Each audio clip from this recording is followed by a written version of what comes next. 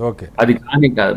పర్టికులర్‌గా ఒక విజనరీ నాకైతే నేను doctorate in commerce I know something about the okay. ఆహ్, ఫిస్కల్ పాలిసీస్ లేకపోతే ఫైనాన్షియల్ పాలిసీస్ గానీ, హ్మ్. ఆమె ఏం జేస్తుందో మన సౌత్‌కు సంబంధించిందే మన తెలుగు కోడలే.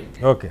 నాకైతే ఎక్కడ గూడా నాకు గింత ఒక ప్రోగ్రెస్ ఒక 'మన్మోహన్ సింగ్' గారిని జూస్తే, ఒక 'మాంటెక్సీ' అవులువారియా గారిని జూస్తే హ్మ్.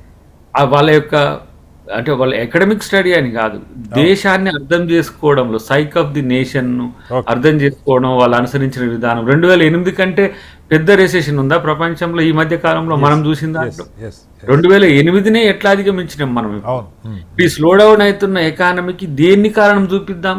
11 సంవత్సరాలు మోదీ గారే ఉన్నారు.